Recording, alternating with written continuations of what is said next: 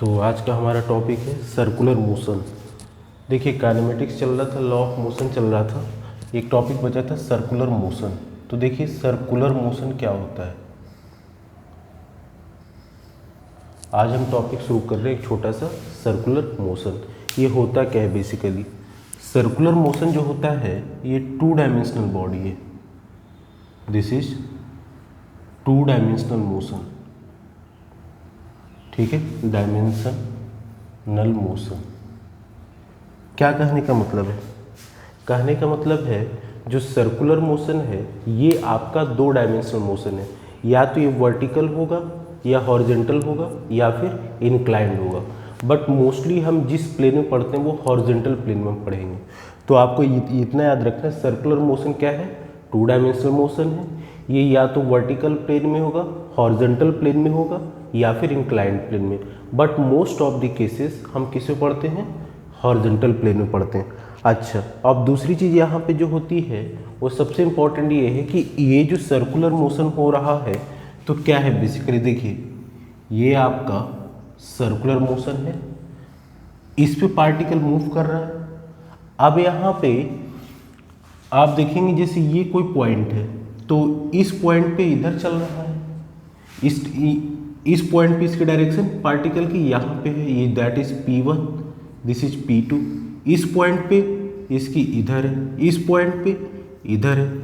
तो इसका मतलब ये हुआ कि एक बार को हम इसका स्पीड तो कांस्टेंट रख सकते हैं बट इसकी वेलोसिटी चेंज होती है। क्यों, वेलोसिटी में डायरेक्शन भी होता है। तो एक बार को आप इसकी स्पीड की वैल्यू कांस्टेंट रख सकते हैं कि ये पार्टिकल जो 5 मीटर पर सेकंड से मूव कर रहा है, बट इसकी velocity each and every time change होता रहता है। तो यहाँ पे सर्कुलर मोशन जब होता है तो स्पीड में be constant but velocity always changes. क्यों, देखिए वेलोसिटी में डायरेक्शन होता है ना, यहाँ पे इसका डायरेक्शन इधर है, यहाँ पे इसका इधर है। अच्छा, ये जो डायरेक्शन दिखा रहे क्या है, बेसिकली आपको पता है कोई सर्कुलर पॉइंट पे अगर ये जैसे इस पॉइंट पे डायरेक्शन दिखाना तो ये क्या होता है, टेंजेंशियल होता है इसका। तो इस तरह से हम टेंजेंशियल ही तो दिखाते हैं, इस पॉइंट पे टेंजेंशियल इस तरीके से, इस पॉइंट पे टेंजेंशियल इस तरीके से, यही तो होता है हमारा।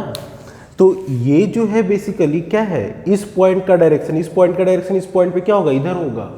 तो वेलोसिटी कंटिन्यूअसली चेंज होता है, स्पीड चेंज हो या ना हो, आप स्पीड को भी वैरी करवा सकते हैं। अगर स्पीड आपने कांस्टेंट रखा तो वेलोसिटी चेंज होगा।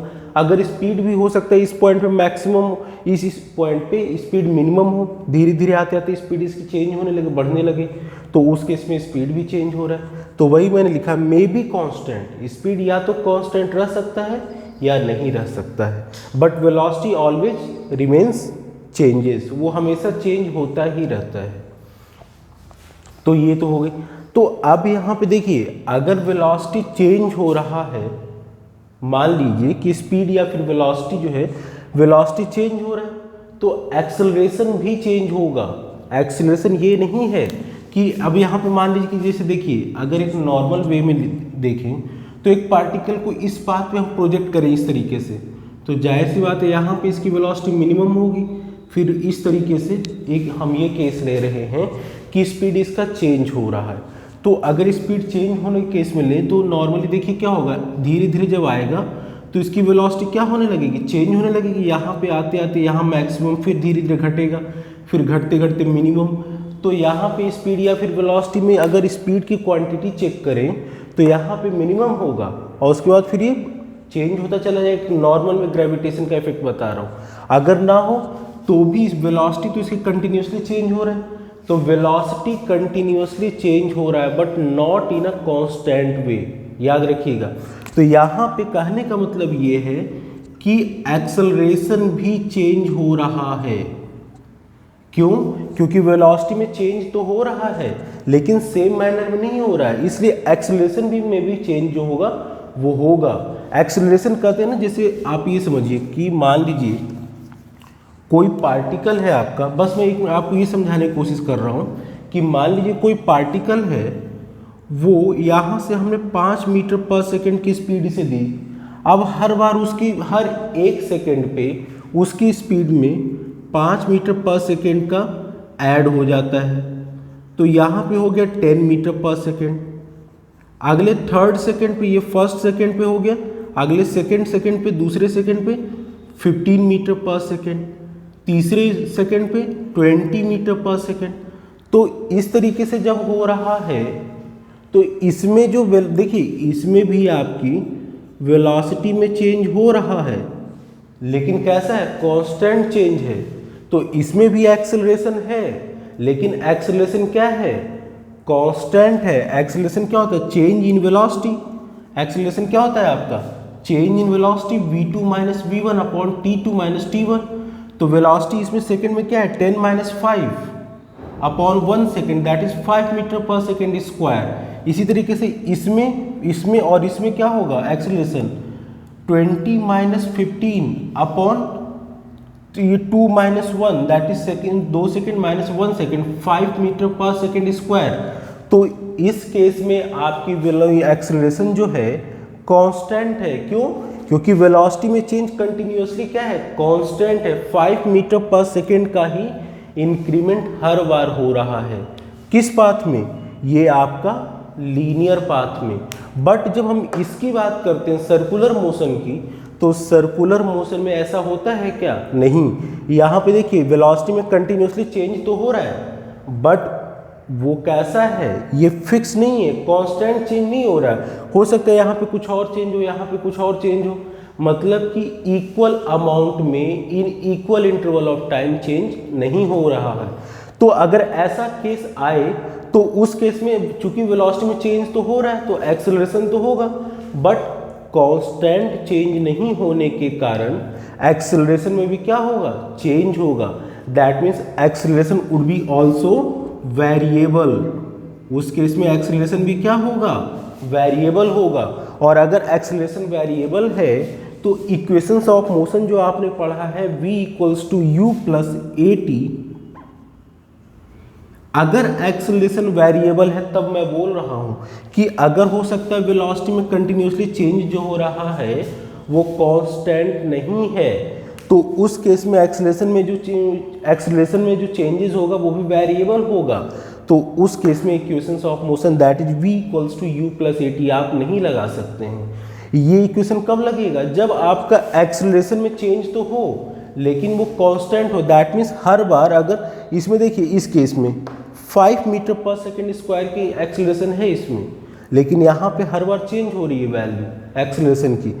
तो अगर एक्सेलरेशन में चेंज हो हर बार, तो उस केस में फिर हम क्या करते हैं, उस केस में हम equation of motion v equals to u plus at नहीं लगाते हैं। अब हम आते हैं इसकी कुछ इंट्रोडक्टरी पार्ट पे, जो जिसे बोलते हैं एंगुलर मोशन और सर्कुलर ये linear motion, that is angular velocity and linear velocity.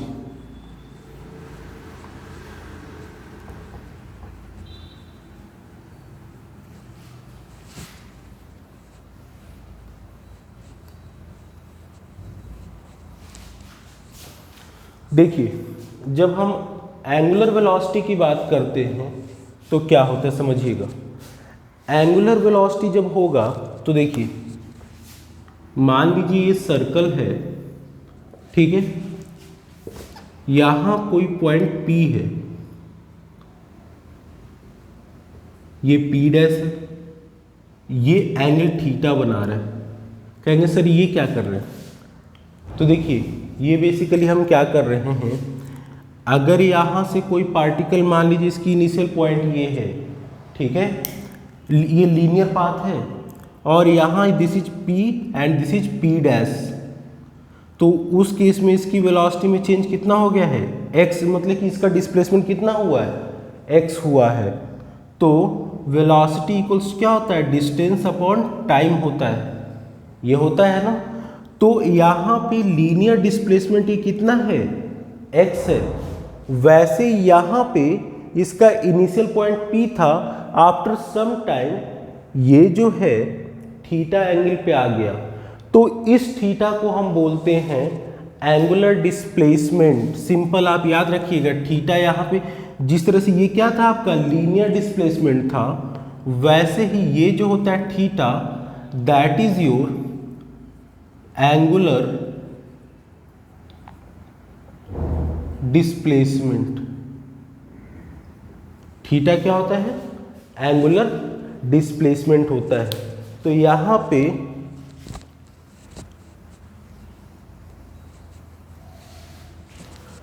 ये थीटा आपका एंगुलर डिस्प्लेसमेंट है। तो एंगुलर वेलोसिटी का क्या होगा? जिस तरीके से वेलोसिटी होता है, लीनियर वेलोसिटी होता है आपका डिस्प्लेसमेंट अपॉन टाइम, या फिर आपका delta V equals to delta X upon delta T. कहने का मतलब क्या है? चेंज इन वेलोसिटी क्या होगा? x2 minus x1 upon t2 minus t1। वैसे ही ये होता है आपका v जो होता है आपका लीनियर वेलोसिटी होता है, तो ये हो जाता है आपका एंगुलर वेलोसिटी। क्या हो जाता है? Angular velocity. पार्टिकल यहाँ से कुछ टाइम के बाद यहाँ पे आ जाता है, दैट मीन्स इसने delta theta angular displacement achieve किया है। तो उस केस में डेल्टा ओमेगा जो हो जाता है, that is delta theta upon delta T. इसको सिंपल हम ओमेगा लिखते हैं, that means change in angular displacement per unit time, ये हो जाता है। अब यहाँ पे समझिएगा, ये जो डेल्टा थीटा है बहुत ही स्मॉल लगते हैं, जो आपकी किताबों में दिया जाता है। बेसिकली वो क्या होता है, वो लिख देते हैं यहाँ पे limit delta T tends to 0। ये किताबों में जो लिखा जाता है, बता दे रहा हूँ, वो इस तरीके से लिख देते हैं, और इसका मतलब आपको बताते हैं D theta upon D T. ये बेसिकली क्या है कि जब डेल्टा टी टेंड्स टू 0, यानी कि टाइम इंटरवल यहाँ से यहाँ पहुँचने में, इस पॉइंट से इस पॉइंट में P' से S पॉइंट पे पहुंचने में टाइम जो है बहुत कम लग रहा है, डेल्टा टी टेंड्स टू 0, तो उस केस में आपका ये डेल्टा जो पैरामीटर जो ट्रायंगल शेप का दिख रहा है, ये d बाई डी टी में कन्वर्ट हो जाता है। आपको पता है D theta upon D T, ठीक है। तो कुछ नहीं, बस आपको इतना याद रखना, एंगुलर वेलोसिटी क्या होता है? Change in angular displacement per unit time, ठीक है। ये आपका एंगुलर वेलोसिटी होता है। अच्छा, अब यहाँ पे एक चीज याद रखिएगा, जब आप एंगुलर वेलोसिटी की बात करते हैं यहाँ पे, ठीक है, तो इसका डायरेक्शन भी होता है। अब देखिए क्या डायरेक्शन होता है।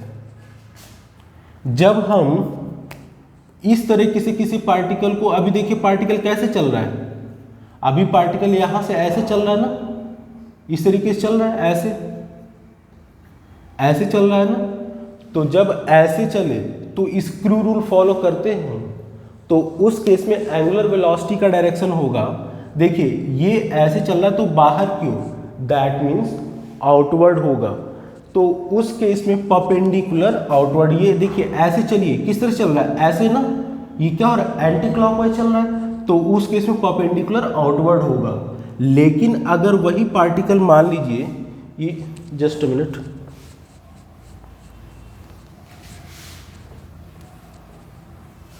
अब ये मान लीजिए कोई सर्कुलर पाथ है, देखिए इस पे पार्टिकल जब चलेगा इस पॉइंट पे, इसका डायरेक्शन इधर होगा लीनियर वेलोसिटी का, मैंने शुरू में पढ़ा रखा है, इसका इधर होगा, इसका इधर होगा। लेकिन मान लीजिए अब जो पार्टिकल है वो कुछ इस तरीके से चल रहा है,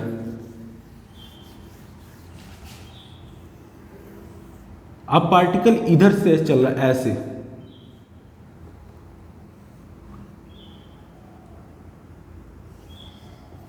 इस तरीके से चल रहा है, ठीक है। तो इस पॉइंट पे इसका लीनियर वेलोसिटी का डायरेक्शन इधर है, इस पॉइंट पे इधर है, इस पॉइंट पे इधर है। लेकिन चूंकि ये इस तरीके सर्कुलर पाथ पे चल रहा है, तो देखिए स्क्रू रूल क्या बताता है, स्क्रू रूल से इसमें आपका एंगुलर वेलोसिटी क्या होगा, जब ये क्या हो रहा है, क्लॉकवाइज मूवमेंट कर रहा है ना, तो जब ये क्लॉकवाइज मूवमेंट करेगा तो स्क्रू रूल से क्या हो जाएगा, ये आपका इनवर्ट हो जाएगा और अंदर की ओर, इस तरीके से इनवर्ट और अंदर, इसलिए यहाँ पे क्रॉस का साइन लगा देते हैं। तो याद रखिएगा ओमेगा की डायरेक्शन में जो होगा, ओमेगा विल बी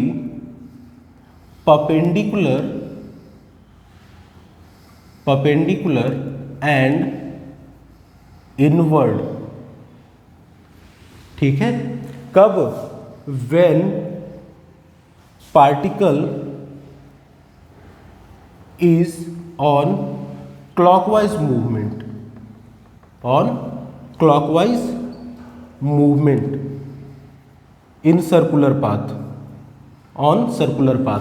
अगर इसी तरीके से ये एंटी क्लॉकवाइज होता, इधर की ओर होता, तो ये आपका परपेंडिकुलर आउटवर्ड हो जाता। तो ये आपका एंगुलर वेलोसिटी होता है। जिस तरीके से लीनियर वेलोसिटी होता है, लीनियर वेलोसिटी क्या होता है? Linear displacement upon time. वैसे एंगुलर वेलोसिटी होता है। एंगुलर वेलोसिटी का डायरेक्शन बता दिया हमने। तो आज के लिए हम इतना ही रखते हैं। अच्छा, एक चीज और बच गया आपका, लीनियर वेलोसिटी और एंगुलर वेलोसिटी में रिलेशन। देखिए क्या होता है।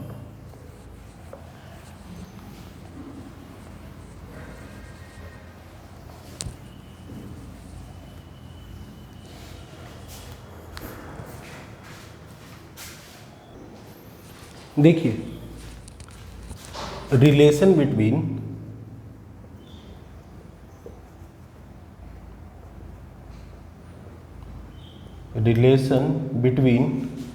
एंगुलर वेलोसिटी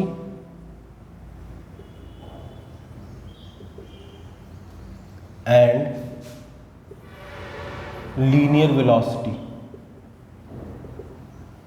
देखिए क्या होता है, जैसे ये कोई सर्कुलर पाथ पे कोई ऑब्जेक्ट है, वो मूव कर रहा है, तो यहाँ से यहाँ पे आया, तो उस केस में इसने डेल्टा थीटा एंगल को अचीव किया।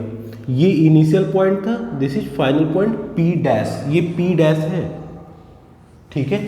अच्छा, आपको पता है एंगल इक्वल्स टू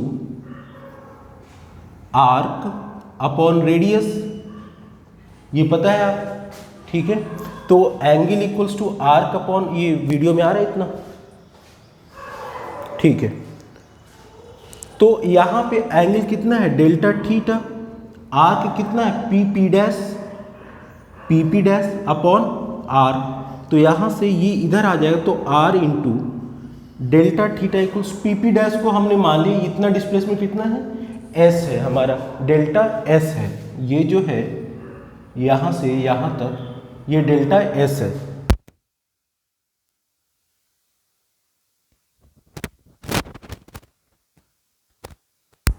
तो यहां पे इसको इधर रखते हैं, तो delta theta equals to delta S upon R आ गया। अब यहां पे देखिए, समझिएगा, दोनों को अगर हम, ठीक है, दोनों को अगर हम डेल्टा टी से डिवाइड कर दें तो क्या होगा? देखिए,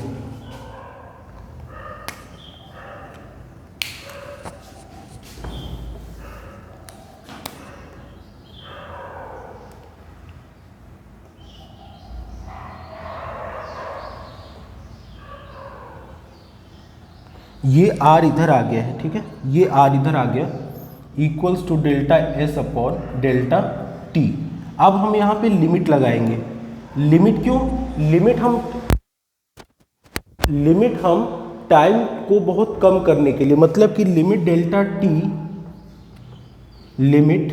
delta T tends to zero, जब हम ये करेंगे तो उस केस में delta theta upon delta T equals to limit delta T tends to zero delta S upon delta T. Delta theta upon delta T क्या होता है आपका? बताइए। यहाँ पे delta theta upon delta T क्या हो जाएगा? ओमेगा हो जाएगा। ठीक है, तो यहाँ पे this is omega into R. और देखिए, सॉरी जस्ट अ मिनट, यहाँ जब limit delta T tends to zero हो जाएगा, यानी कि टाइम बहुत कम होगा, तो उस केस में ये क्या हो जाएगा? D theta upon D T equals to, और साथ में ये हमारा आर भी तो था, दिस इक्वल्स टू, ये हो जाएगा D S upon D T. अब R D theta upon D T क्या हो जाएगा? ओमेगा इक्वल्स टू, ये हो जाएगा वेलोसिटी, कौन सा? Linear velocity.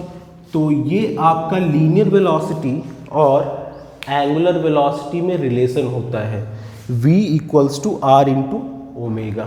तो आज के लिए इतना रखते हैं, नेक्स्ट टॉपिक में फिर इसके आगे करेंगे।